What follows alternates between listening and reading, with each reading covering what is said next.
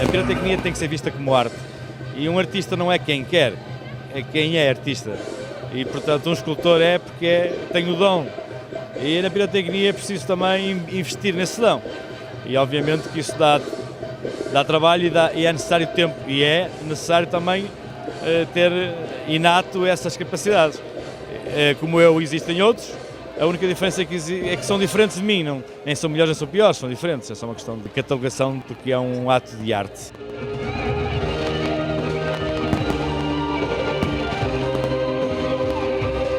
E pronto, está na altura de arrumar a casa nesta edição do... Isto não é um mero lançamento de fogo de artifício, isto passa por sistemas digitais que controlam como se fosse luzes, como se fosse outro tipo de multimédia.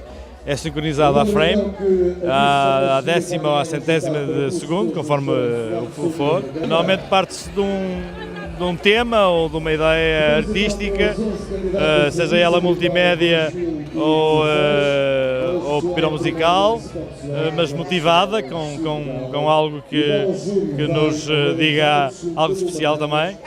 E depois partimos desse ponto de partida e criamos uma dinâmica de espetáculo que normalmente tem princípio, tem meio e terá um fim. E neste caso iremos fazer disto uma emissão de rádio, mas que é para ser ouvida e vista, porque vamos pintar o fogo de artifício com um suporte musical que achamos que vai ser interessante, tem a ver com os reis do rock, as lendas do rock.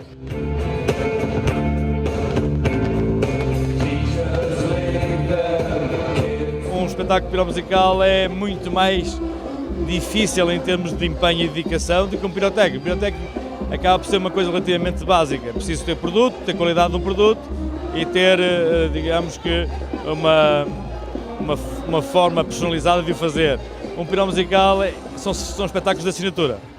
É preciso ter uma dedicação pessoal que traduz um grande evento empresarial, mas é preciso haver empenho pessoal de quem desenha um espetáculo. É um momento de arte.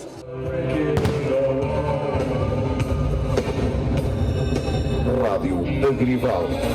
Aos poucos e poucos as pessoas vão achando que existem outras formas de comunicar através do fogo de artifício, de fazer espetáculos especiais com fogo de artifício, e este é um deles, através da sincronia perfeita entre fogo e música.